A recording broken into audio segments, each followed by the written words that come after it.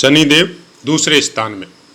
जय माता की मित्रों, हम लोग वृष लग्न में शनिदेव के ही पाठों का अध्ययन कर रहे हैं और आज बात करते हैं कि शनिदेव वृष लग्न में ही दूसरे स्थान यानी मिथुन राशि पे विराजमान हो तो किस तरह के फल प्राप्त हो सकते हैं। बहुत अच्छे फल प्राप्त होंगे। धन के मामले में, भोजन के मामले में, कुटुंब और परिवार के मामले में बहुत अच्छे फल प्राप्त होंगे। अपने मित्र बुद्धि की राशि में विराजमान है और प्राय कर बोला भी जाता है कि शनिदेव जहाँ विराजमान होते हैं वहाँ अच्छे फल प्राप्त होते हैं। कुछ हद तक ये बातें सही है, लेकिन आपको हमेशा ध्यान में रखना पड़ेगा कि स्थान विशेष का अपना एक महत्व होता है। दूसरे स्थान को मारक स्थान भी बोला जाता है। दशा महादशा के अनुसार, गोचर के अनुसार जब कोई ऐसी कोई चीज आएगी तब शनिदेव भी उसमें अपना योगदान देंगे। ये ध्यान में रखना बहुत जरूरी है आपको। दूसरे स्थान में जब भाग्य का स्वामित्व लेके, दशम स्थान का स्वामित्व लेके कोई ग्रह बैठता है तो धन के मामले में बहुत प्रचुरता आपको प्राप्त होती है। धनी होंगे, शिक्षा का स्तर अच्छा होगा, थोड़े बातूनी हो सकते या वाणी में कठोरता आ सकती है। बुध देव का प्लेसमेंट जरूर देखना है, उसके अनुसार आप ये बातें बोल सकते हैं।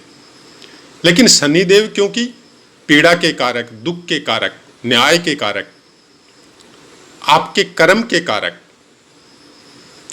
वो सब शनिदेव को वो सब चीजें प्राप्त है। और शनिदेव यहां से आपके चतुर्थ स्थान को देखेंगे, सिंह राशि को। जाहिर सी बात है, सूर्य देव का प्लेसमेंट आपको देखना बहुत जरूरी है कि आपकी कुंडली में कहां विराजमान है, क्योंकि शनिदेव की दृष्टियों में कुछ विशेष पीड़ा आपको प्राप्त होती है जहां वो दृष्टि डालते हैं। तो उस स्थान का स्वामी अगर बलवान है तो वो अपने घर को संभाल सकता है, नहीं तो शनिदेव की पीड़ा भोगनी पड़ती है। माता के संबंध में हो, पारिवारिक सुख के संबंध में हो, घर मकान जमीन जायदाद के संबंध में हो, उनसे दूरी बना देता है। उस घर से, उन सुखों से वो दृष्टि उसको दूरी बना देती है। मतलब जन्म स्थान से आप दूर जाके प्रोग्रेस कर सकते हैं, लेकिन धनी होंगे, भाग्यशाली भी होंगे, उम्र लंबी होगी।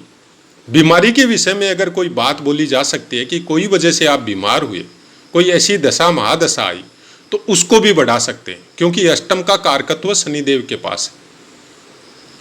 उसके बाद में ये अष्टम स्थान को, अपने ही कारक स्थान को देखेंगे, आपकी आयु को लंबी करेंगे, आपको रिसर्च के सेक्टर में ले जा सकते हैं, आपको ज्योतिष के क्षेत्र में भी ले जा सकते हैं, आप दुखियों की हेल्प करने वाले भी हो सकते हैं।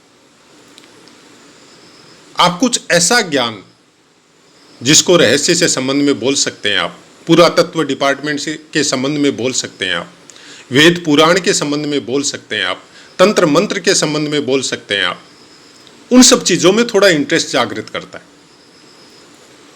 धर्म ध्यान के संबंध में ऐसा नहीं है कि आदमी रोज मंदिर जाएगा लेकिन ऐसा हो सकता है कि आदमी आध्यात्मिक होगा, आदमी एक्चुअल चीज को समझने का कोशिश करेगा। ऐसा इंसान बहुत कुछ अध्ययन करता है, अनेक अनेक धर्मों के विषय में या अनेक पुस्तकों के विषय में उनका अध्ययन करके ज्ञान लेने की कोशिश करता है, उनको समझने की कोशिश करता है। जैसा पुस्तक में लिखा है उसी अनुसार नहीं समझता। इनका अपना एक ज्ञान का क्षेत्र होता है, इनके अपने अंदर ऐसा विवेक होता है कि उसको सही और गलत को ये लोग समझ सकते हैं। यहां पे फिर ये दशम दृष्टि से 11वें स्थान को देखेंगे। गुरुदेव की राशि है अष्टम और 11वां स्थान, धनु राशि और मीन राशि। गुरुदेव का प्लेसमेंट आपको देखना ही पड़ेगा। और कहीं पे अगर गुरुदेव इनके साथ विराजमान हो जाए तब तो आप ये समझो कि इस तरह का राजयोग का निर्माण होगा जो आपको बचपन और मध्यम आयु तक पीड़ा दे सकता है, लेकिन आपको शीर्ष पे पहुंचाएगा। आपके परिवार में आप ही सबसे ज्यादा उन्नति करेंगे, वो भी अपने ज्ञान के द्वारा। आदमी बिजनेस के क्षेत्र में हो सकता है, आदमी प्रोफेशनल हो सकता है, कोई ऐसा डिप्लोमा पढ़ाई लेके अपना खुद का अपना कोई बिजनेस या प्रोफेशनल, जैसे सीए सीएस होता है, या कोई इंजीनियर होता है, वैसा कुछ काम आपके साथ हो सकता है। दूसरे ग्रहों का प्लेसमेंट कैसा है, तब हो सकता है बचपन से ही धनी हो या बाई बर्थ धनी हो, माता पिता का अच्छा बिजनेस हो, वो बाकी ग्रह के ऊपर डिपेंड करता है।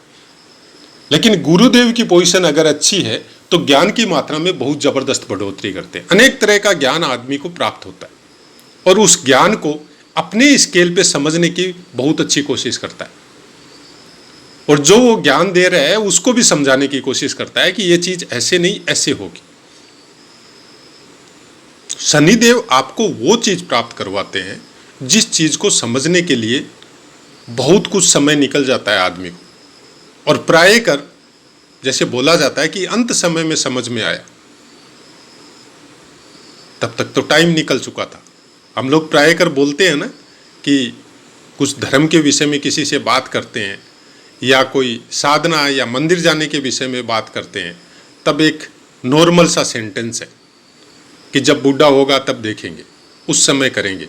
लेकिन उस समय भगवान लेने नहीं देता है, कर्मों का विशेष योगदान रहता है। लेकिन गुरुदेव का प्लेसमेंट अच्छा और शनिदेव दूसरे स्थान में विराजमान हो तो ऐसा आदमी बचपन से ही धार्मिक होता है।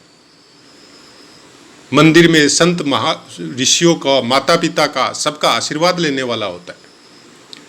ये सब बातें पुस्तकों में नहीं मिलेगी, लेकिन अनेक तरह की कुंडलियों को देखने के बाद में हम इस निष्कर्ष पे पहुंचे हैं कि गुरुदेव और शनिदेव का प्लेसमेंट आपकी कुंडली में युति के द्वारा हो चाहे दृष्टि के द्वारा हो, आपको बहुत अच्छा फल प्रदान करता है।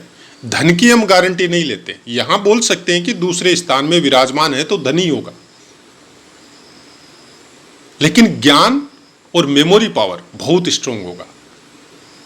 एक बार पुस्तक को पढ़ने के बाद में उसके अंदर उसको याद रहेगा कि हमने क्या पढ़ा था, कौन सी पुस्तक में पढ़ा था, और इवन यहां तक देखा है कि उसको पेज नंबर तक याद रहता है। ऐसी बहुत सी कुंडलियों में देखा है हमने। वाणी के मामले में थोड़ा अलग हो सकता है। जैसे हंसी मजाक करता है तो प्राय कर गंदे शब्दों का यूज कर सकता है, और प्राय कर हंसी मजाक में देखने को आता है कि अपने सर्कल में आदमी हर तरह के शब्द यूज करता है, लेकिन प्रोफेशनलिज्म में ये यूज नहीं करेगा। जिनके साथ क्लोज होगा उन्हीं के साथ करेगा, और जिनके साथ क्लोज नहीं होगा वहां पूरी तरह प्रोफेशनल होगा, अच्छी तरह से ही बातें करेगा। कई तरह की भाषा जानने वाला हो सकता है, 1 2 3 4 5 जैसा जिसका स्केल है, जिस तरह के वातावरण में वो पोषित हुआ है, जिस तरह का अध्ययन या एजुकेशन उसने लिया है। लेकिन एक बार भाषा सीखने के बाद में भूलना बहुत मुश्किल होता है इन लोगों का, क्योंकि कर्मठ होते हैं। जिस सब्जेक्ट के पीछे पढ़ते हैं उसको प्राप्त करके छोड़ते हैं। तीसरे स्थान मिथुन राशि। मिथुन राशि के अंतर्गत मृगशिरा नक्षत्र का तीसरा और चतुर्थ चरण आएगा, जिसका स्वामित्व मंगल देव को प्राप्त। अगर इस नक्षत्र में है तो वाणी में थोड़ी कठोरता आ सकती है। भोजन के मामले में भी कभी ये ध्यान नहीं रखेंगे कि क्या मिल रहा है, क्या नहीं मिलना चाहिए, कौन सी चीज चाहिए, कौन सी नहीं चाहिए। जो मिल गया उसको खा के संतुष्ट हो जाएंगे। आद्रा नक्षत्र के चारों चरण आएंगे, जिसका स्वामित्व राहु देव को प्राप्त है। बहुत अच्छे से आपको रीड करना पड़ेगा इस समय। अगर राहु के नक्षत्र में शनिदेव विराजमान है तो राहु का प्लेसमेंट देखना पड़ेगा। दोनों चीजें हो सकती है, अच्छा भी हो सकता है, बुरा भी हो सकता है। बहुत कुछ डिपेंड करेगा राहु के प्लेसमेंट के ऊपर, क्योंकि यहां पे शनिदेव के गुणों को भरपूर मात्रा में राहुदेव बढ़ाएंगे। अब राहुदेव कौन से गुणों को बढ़ाएंगे वो उसका प्लेसमेंट बताएगा हम लोगों को। उसके बाद में पुनर्वसु नक्षत्र का पहला, दूसरा और तीसरा चरण आएगा, जिसका स्वामित्व गुरुदेव को प्राप्त है। बहुत अच्छा फल प्राप्त होगा। आदमी धार्मिक होगा। आदमी के अंदर ज्ञान के मामले में ऐसी कुछ शक्तियां भी प्राप्त होगी कि जिसको आशीर्वाद दे दिया वो आशीर्वाद फलेगा। ये सब चीजों को जानने के लिए पुनर्वसु नक्षत्र को डीपली अध्ययन करना पड़ेगा आपको, क्योंकि ये नक्षत्र बहुत पावरफुल है। इस नक्षत्र में जो भी ग्रह विराजमान होता है उसमें कुछ विशेष योगदान उसके बलानुसार इस नक्षत्र का प्राप्त होता है। पुराणों का अध्ययन करना, धर्म को अच्छी तरह समझना, वाणी के द्वारा सामने वाले को भी समझाना। यहां पे कटु वाणी का काम नहीं होगा, यहां पे गंदी भाषा का भी काम नहीं होगा। ये एक अलग बात है, हंसी मजाक के मूड में है और अपनों के बीच में बैठा है, जो इनके क्लोज मित्र वगैरह है, तो वहां कुछ बोल लिया अलग मैटर है, लेकिन प्रायगण नहीं बोलेगा, हर समय यूज नहीं करेगा। कोई भी पुस्तक को पढ़ेगा तो उसके अंदर तक जाने की कोशिश करेगा, किसी भी वाक्य को समझने के लिए उसकी तह तक जाएगा। रिसर्च का स्केल बहुत अच्छे माइंड तक, अच्छे लेवल तक होगा। साइंटिस्ट भी हो सकता है, पुरातत्व डिपार्टमेंट से भी जुड़ा हुआ हो सकता है और प्रोफेशनल भी हो सकता है। नवमांश की बात करें तो मिथुन राशि में कोई भी ग्रह 3.20 डिग्री तक होने से तुला के नवमांश में रहेगा, 6.40 डिग्री तक वृश्चिक के नवमांश में रहेगा, 10 डिग्री तक धनु के नवमांश में रहेगा, 13.20 डिग्री तक मकर के नवमांश में रहेगा, 16.40 डिग्री तक कुंभ के नवमांश में रहेगा और 20 डिग्री तक मीन के नवमांश में रहेगा, 23.20 डिग्री तक मेष के नवमांश में रहेगा, 26.40 डिग्री तक वृष के नवमांश में रहेगा और 30 डिग्री तक मिथुन के नवमांश में रहेगा। विषम राशि है, प्रथम 6 अंश तक बाल्यावस्था, 12 अंश तक कुमारावस्था, 18 अंश तक युवावस्था, 24 अंश तक वृद्धावस्था, 30 अंश तक मृतावस्था। कोई भी ग्रह कहीं भी विराजमान हो, लग्नानुसार उनके फलों के साथ आपको काल पुरुष के कुंडली के अनुसार कैसे फल प्राप्त हो सकते हैं उनको भी समझना पड़ेगा।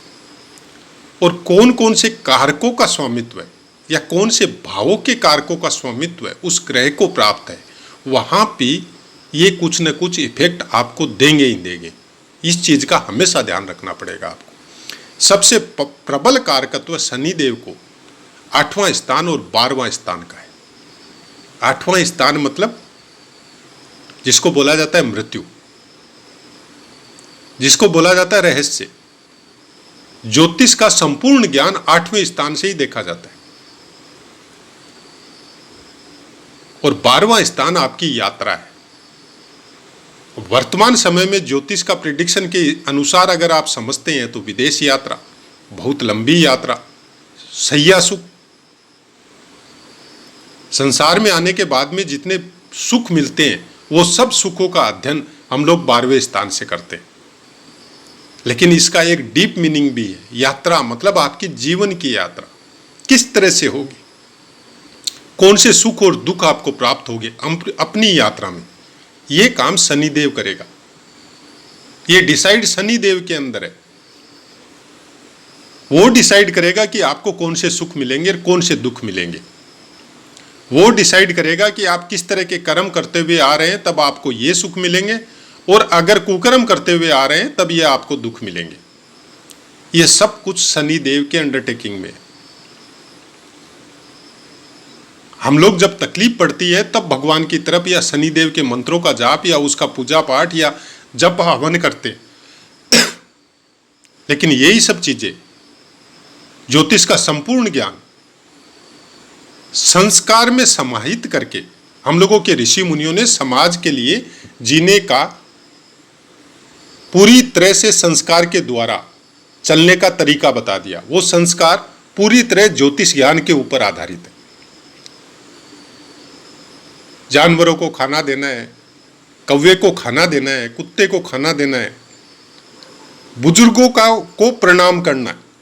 आपके घर के जितने भी बड़े बुजुर्ग हैं, दादाजी है, नाना जी है या समाज के हैं, वो शनिदेव का ही रूप है। उनसे आशीर्वाद लेते हैं,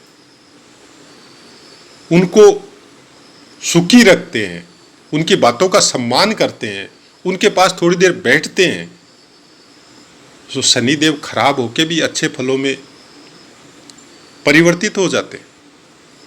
ये प्रत्यक्ष है, हमारे पास कई उदाहरण। जिस दिन ओपनली आपके सामने आएंगे चैनल के द्वारा, तब आपको नाम पता देके बता सकते हैं और बाकायदा कुंडली आपके सामने रख के बता सकते हैं कि देखिए शनिदेव का कैसा हालत है इस कुंडली में, और इस आदमी का प्रोग्रेस देखिए यहाँ पे बैठा हुआ है। कारण केवल अपने बुजुर्गों को खुश रखना और उनका आशीर्वाद लेना। दोनों ग्रह ठीक हो जाते, शनिदेव और सूर्यदेव। और आपकी कुंडली में दोनों ग्रह सबसे ज्यादा मेन है। माता को सुखी रखना शनिदेव अच्छे होते हैं। माता का सम्मान करना, शनिदेव अच्छे होते हैं।